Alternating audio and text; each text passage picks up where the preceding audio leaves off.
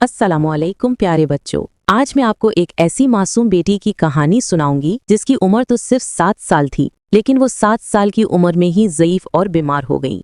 बच्चों, आपको पता है वो कौन सी बीबी थी? वो थी बीबी फातिमा सुगरा सलामुल्लाह अलैहा, जो मुल्ला हुसैन अलैहिस्सलाम की बेटी थी। इनकी वालदा का नाम उम्मे इसहाक था और इनकी विलादत मदीना मुनव्वरा में सन 51 हिजरी में हुई। तारीख में लिखा है कि बीबी सुगरा की शक्ल और सूरत बिल्कुल अपनी दादी जनाब फातिमातुज़ ज़हरा सलामुल्लाह अलैहा जैसी थी।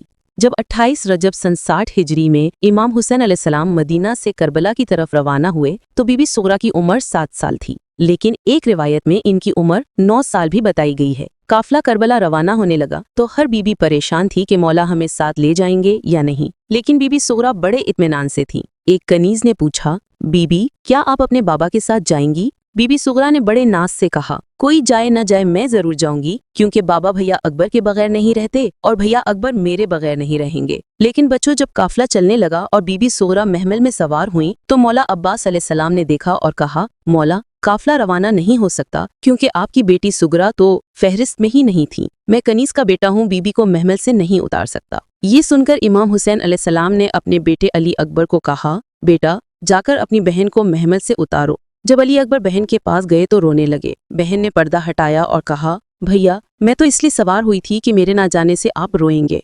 अगर मेरे जाने से आप रो रहे हैं तो मैं उतर आती हूँ।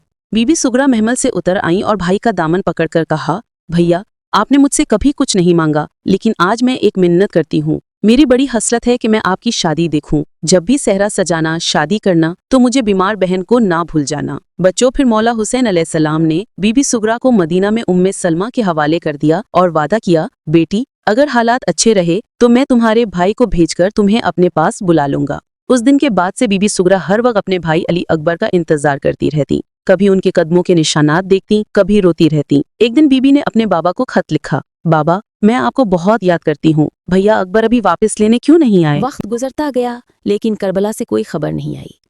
न भैया अली अकबर बीबी सुगरा को लेने आए। बीबी ने खत लिखा अपने बाबा को और बुलंद आवाज से रोने लगी। इसी दौरान घर के बाहर से एक शुतर सवार का गुजर हुआ। रोने की आवाज सुनी तो ऊंट से उतरे और दस्तक दी और कहा, अस्सलामु अलैकुम अहलुल बैत, और कहा, मैं एक मुसाफिर हूँ और करबला जा रहा हूँ। अगर आपने कोई पैगाम देना हो तो मैं उसे इमाम हुसैन तक पहुँचा दूंगा। बच्चों, जैसे ही बीबी सुगरा ने करबला का नाम सुना, वो रोते हुए दरवाजे तक दौड़ आईं और कहा, ये मेरा खत बाबा को दे देना, मैं बहुत बीमार हूँ। जब से बाबा गए हैं मुझे नींद नहीं आती और मेरा भाई अली अकबर भी अभी वापस नहीं आया। तारीख में लिखा है कि वो मुसाफिर दरअसल एक फरिश्ता था। जब वो खत लेकर करबला पहुंचा तो उस वक्त मौला हुसैन के पास अब्बास के कटे हुए बाजू थे।